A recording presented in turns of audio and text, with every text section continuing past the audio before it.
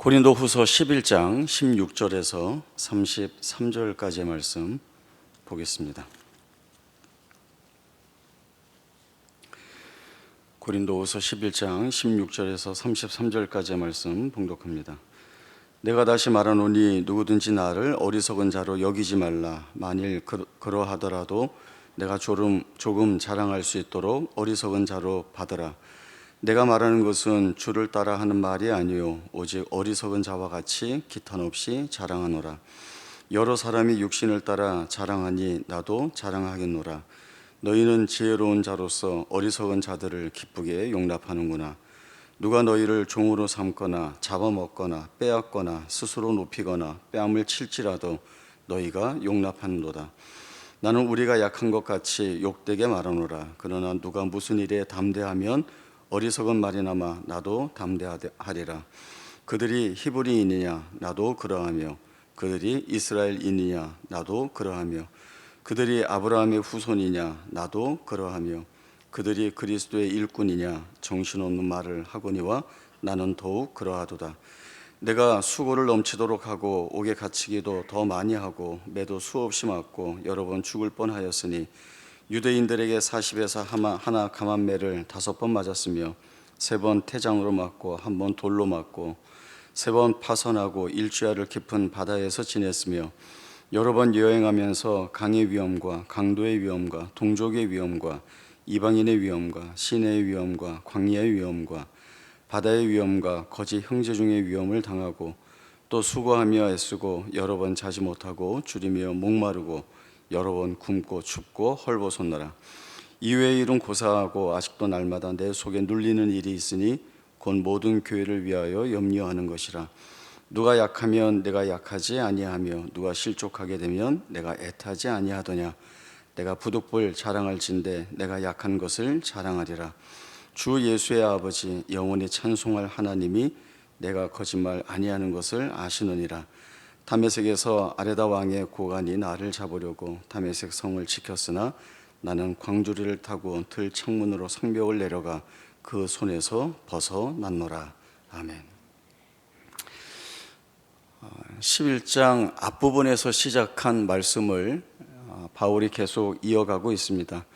11장 1절에 보면 원하건대 너희는 나의 좀 어리석은 것을 용납하라 이런 말을 했죠. 이게 뭔가 하면 거짓 사도들이 고린도 교회 안에 들어와서 자신들의 지혜와 지식과 또 가르치는 권위에 대해서 자랑을 했습니다.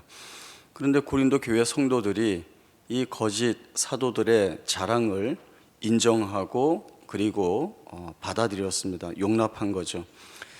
사실 거짓 사도들이 스스로 자랑하고 있는 것은 예수를 높이기보다는 자기 자랑의 일환으로 가져가고 있는 것들입니다.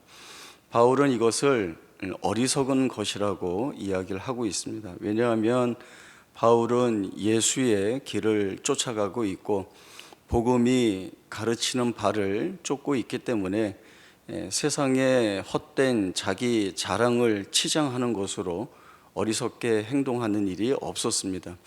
그러나 고린도 교회 교인들은 거짓 사도들의 자기 자랑을 보고 환호하는 겁니다. 아주 좋아하는 겁니다. 그 모습을 빗대어서 너네 이런 거 좋아해? 그러면 너희가 좋아하는 식으로 내가 좀 자랑을 해볼게 라고 하는 이런 식의 이야기를 지금 고린도 교회 성도들에게 주고 있는 것입니다. 바울이 하고 있는 말은 처음에 이 질문을 합니다. 그들이 히브리인이냐? 나도 그렇다. 그들이 이스라엘인이냐? 나도 그렇다. 그들이 아브라함의 자손이냐? 나도 그러하다라고 하는 이야기를 합니다. 다를 바가 없다는 것이죠. 그런데 이러한 바울의 말을 짚어보면 빌립보서 3장에서 하고 있었던 말과 그 맥락을 같이 하고 있습니다. 한번 찾아보겠습니다. 빌립보서 3장 1절에서 9절까지의 말씀입니다.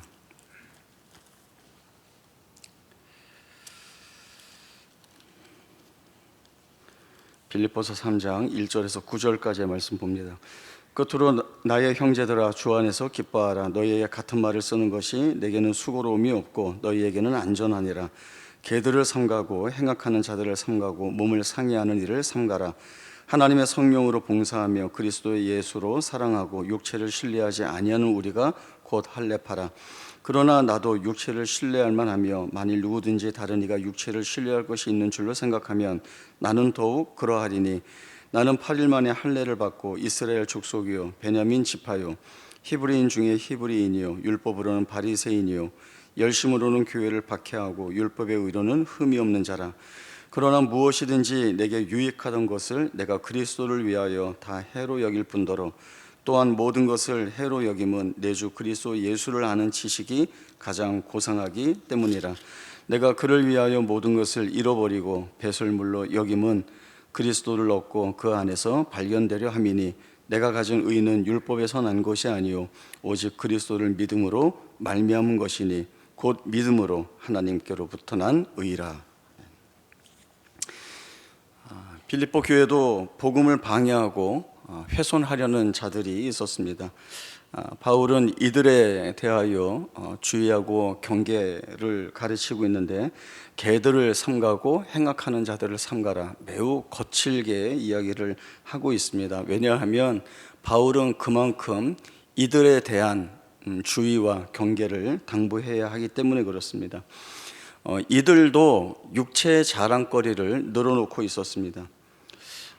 빌립보서에 있는 이 말씀들이 바울이 오늘 본문에서 저희가 보았던 그 고린도 후서의 말씀과 비슷한 반응을 보이고 있습니다. 나도 육체를 신뢰할 만하다. 이게 무슨 말인가 하면 그 사람들이 하는 것처럼 나도 육체의 자랑거리가 있다라고 하는 거죠. 만일 누구든지 다른 이가 육체를 신뢰할 것이 있는 줄로 생각하면 나는 더욱 그리하다. 나는 그 사람들보다 더 많다라고 하는 이야기를 합니다.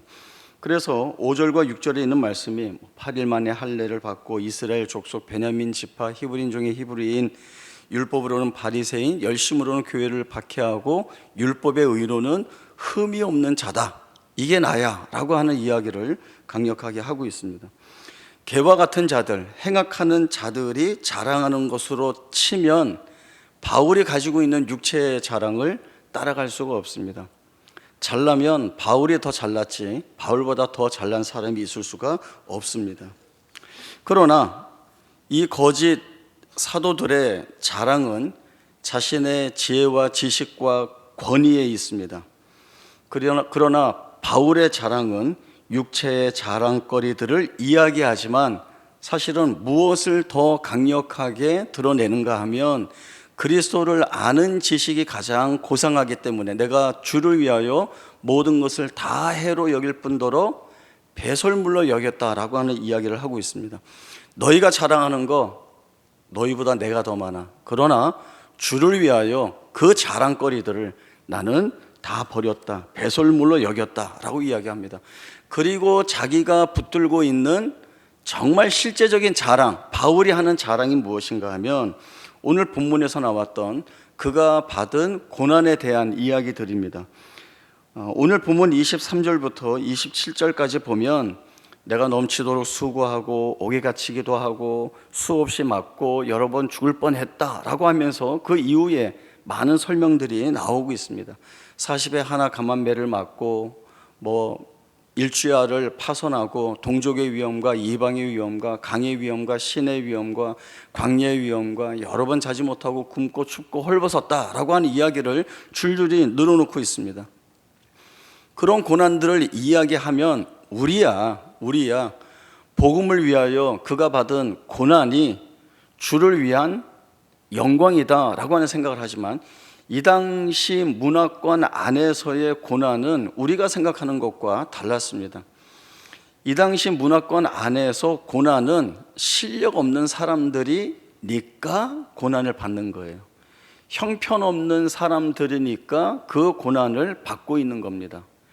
지혜와 지식이 없으니까, 육체의 자랑거리가 없으니까 그 고난을 견디고 있다라고 하는 겁니다. 그러니까 어떤 면에서는 바울이 내가 주를 위하여 복음을 위하여 이 고난을 받고 있다라고 하는 이 말 자체를 거짓 사도들을 쫓는 일부 성도들 가운데에서는 너가 그러니까 그런 고난을 당하는 거지라고 이야기하지, 주를 위한, 복음을 위한 헌신과 수고와 애씀으로 전혀 받아들이지 않고 있다라고 하는 거죠. 그게 무슨 자랑거리야? 그게 자랑거리가 되냐라고 하는 반응입니다. 영화 이야기인데요, 킬러가 2명이 나와요. 이제 둘이 무슨 말을 하는가 하면, 자기들 본업이 이제 다른 사람을 없애는 일이니까 그 일을 하면서 내가 얼마나 위험했었는지, 그리고 얼마나 많이 다쳤는지를 이야기하는 거예요. 마치 대결하듯이. 나 그때 폭탄이 내 옆에 터져서 나 지금 귀가 잘 안 들려. 야, 그거 아무것도 아니야. 나는 지금 이 세 손가락이 마비돼서 쓰지도 못해. 그러니까 또 이야기하죠. 야, 나는 다리 부러진 적도 있었고 파편에 여기 뭐 다 몸에 박히고 그랬어. 야, 나는 척추가 거의 다 나갈 뻔했어. 이런 얘기를 더 하고 있는 거예요. 이거를 자랑처럼 하고 있는 거죠. 자기 일을 하면서 겪었던 어떤 수고의 내용들이 마치 이 사람들에게는 훈장처럼 흔적으로 남아 있어서 그걸 자랑거리로 가지고 있는 겁니다. 다친 게 뭐가 자랑이겠어요. 그러나 본인들에게는 훈장이니까 자랑할 만하다라고 하는 이야기를 하고 있습니다. 바울이 겪은 고난은 누구도 그 하나라도 겪고 싶은 것들은 없습니다. 누가 40에 하나 가만, 39대죠. 율법에 40대를 치면 사람이 죽으니까 죽도록은 치지 마라 라고 해서 하나 감합니다. 그래서 39대를 맞는데 그걸 5번이나 맞습니다. 주의 일을 하는데 여기저기 갈 때마다 환난을 겪고 핍박을 받습니다. 환영하는 사람들 하나 없이 모두가 내쫓고 반대합니다. 살기 위해서 도망쳐야 하는, 오늘 말씀에도 나오죠. 다메섹에 있을 때 들창문으로 줄을 내려서 그 바구니 타고 내가 도망했다, 자랑처럼 얘기하고 있습니다. 이런 것들을 누가 수고요, 상급이요, 영광이라고 생각하겠습니까? 세상에서는 없는 것이기 때문에 이것을 영광으로 인정할 수가 없습니다. 그러나 예수 안에 있고 복음 안에 있고 진리와 생명과 영광 안에 있는 자만이 아는 고백이 바로 이 고난이 우리에게는 무엇과도 바꿀 수 없는 상급과 같은, 앞서 얘기한 킬러들처럼 훈장과 같이 우리에게 주어진, 우리가 가장 소중하게 여기고 가장 드러낼 자랑거리로 우리가 할 수 있는 이야기들이다라고 하는 이야기를 이 바울이 하고 있습니다. 그래서 바울은 내가 그리스도의 일꾼으로서 주의 복음을 전하기 위하여 겪은 이 모든 일들은 내가 다 감당할 수 있는 일들이다라고 하는 자신의 자랑으로 내어놓습니다.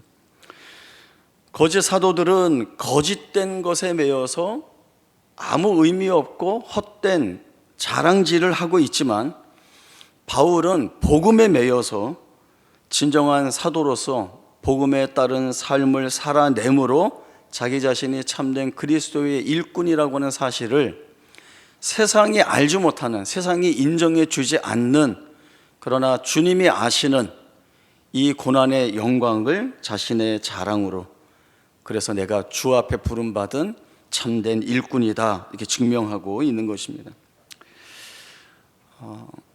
그의 삶에서 드러나는 것이 무엇인가 라고 하는 것을 보게 되면 그의 존재의 의미, 또 그가 무엇을 붙들고 사는가를 판단할 수 있습니다. 사과나무에서는 사과가 납니다. 포도나무에서는 포도를 얻을 수 있습니다. 배나무에서는 수박을 얻을 수가 없습니다. 갈라디아서의 말씀처럼 성령의 사람에게서는 성령의 열매가 자연스럽게 드러나는 거죠. 성령의 열매는 사랑과 희락과 화평과 오래 참음과 자비와 양선과 충성과 온유와 절제인데, 성령의 사람에게서 이 같은 것을 금할 법이 없다 하셨습니다. 그러나 반대로 성령을 쫓지 않는 사람들은 바울은 육체를 쫓는 사람들이라고 표현하는데, 그러면 육체를 쫓는 사람들에게서는 결국 드러나는 것이 무엇인가? 갈라디아서 5장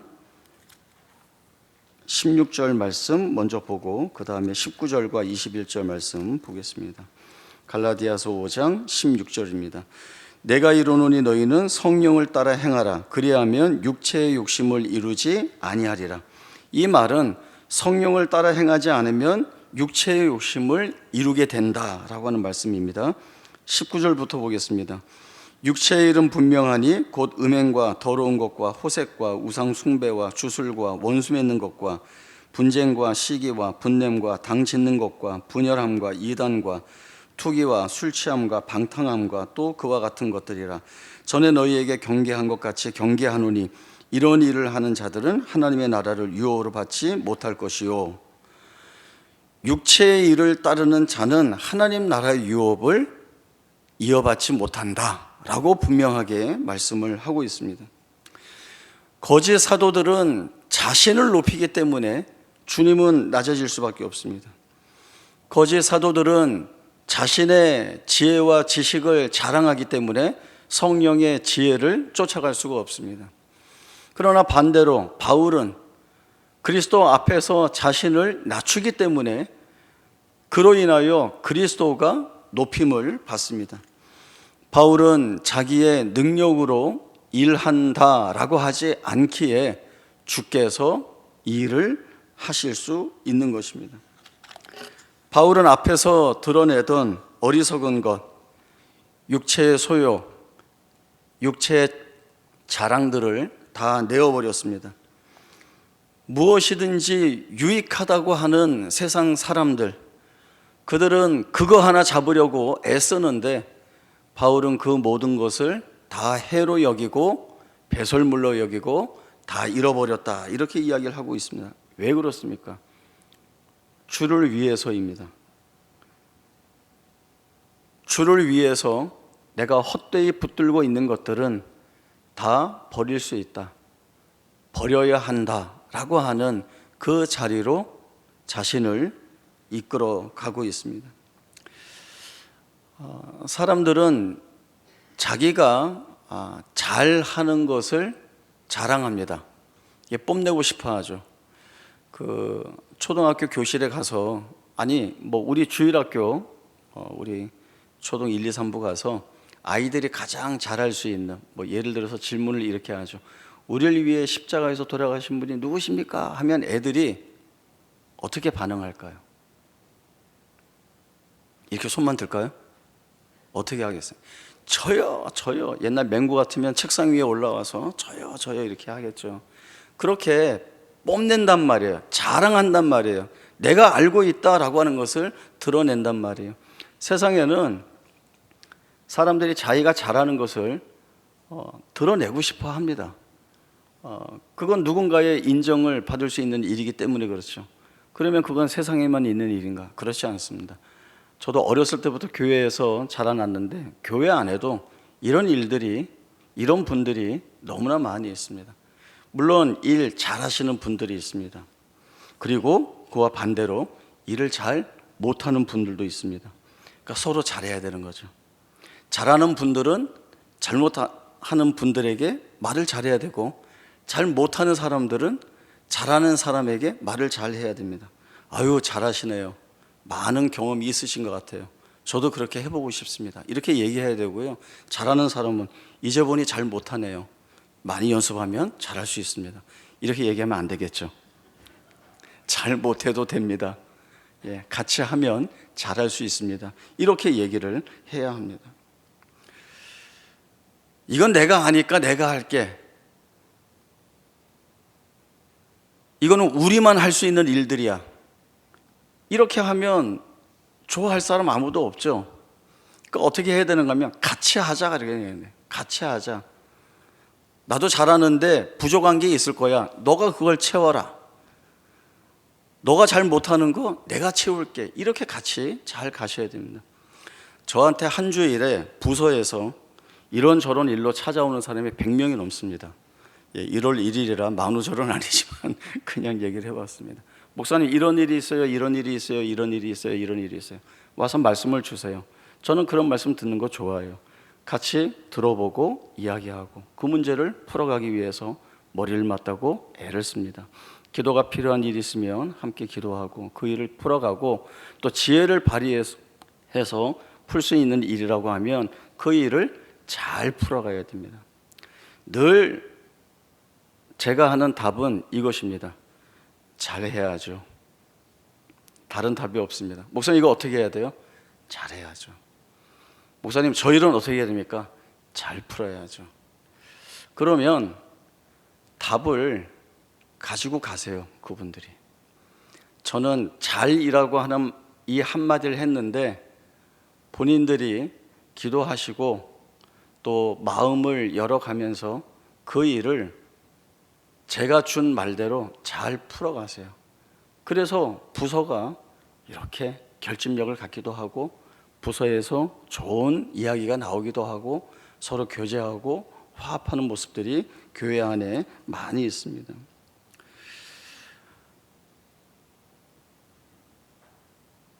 교회는 제가 새가족 가서도 늘 하는 얘기인데 부딪히고 싸우고 다투는 일들이 많이 있습니다. 그런 일들로 인해서 시끄러워집니다. 그런데 재미있는 현상이 하나 있습니다. 교회는 그래도 된다는 거예요. 일부러 싸우자는 게 아니라 교회라고 하는 이해를 가져야 합니다. 잘 못해도 잘할 때까지 기다릴 수 있는 것이 교회이고 틀리면 맞출 때까지 같이 일하는 데가 교회입니다. 시행착오를 좋아하는 사람은 없습니다. 왜냐하면 시행착오에는 그만큼의 손해값이 따르기 때문에 그렇습니다.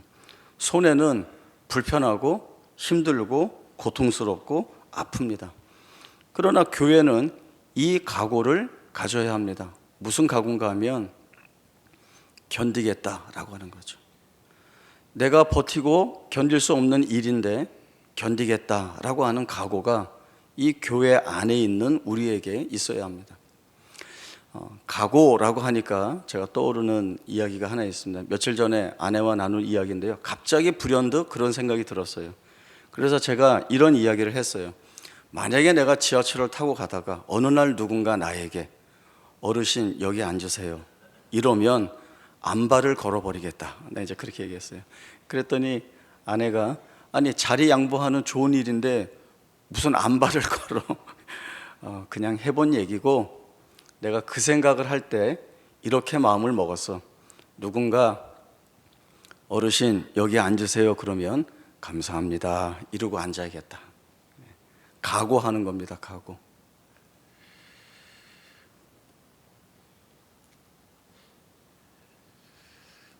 각오해야 하는 일은 쉽지 않습니다.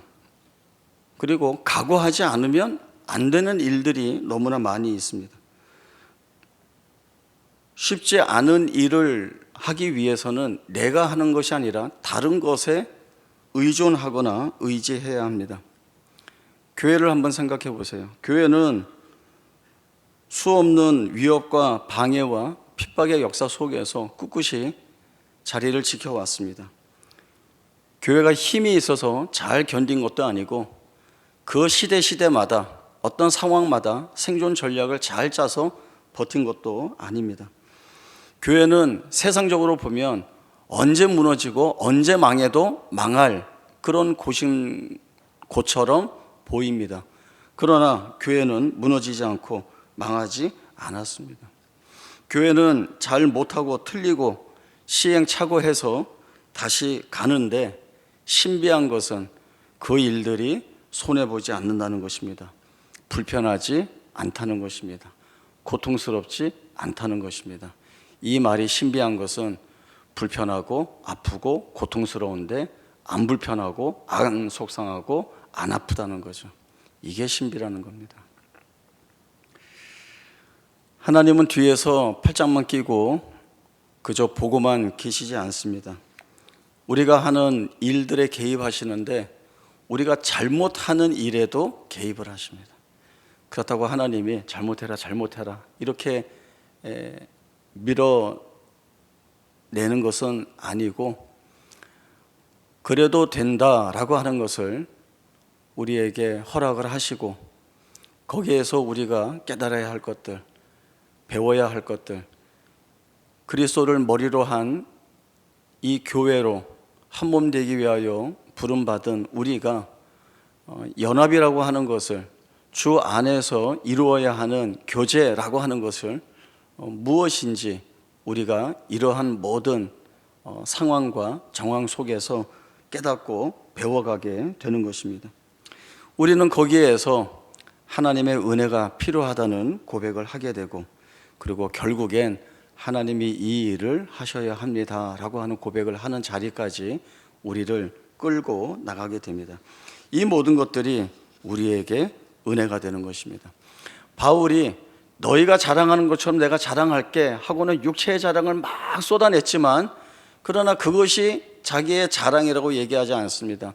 내가 주를 위하여 복음을 위하여 겪은 고난들이 얼마나 많은가, 이 모든 것들이 나의 자랑이다 라고 얘기하면서 뭘 얘기합니까?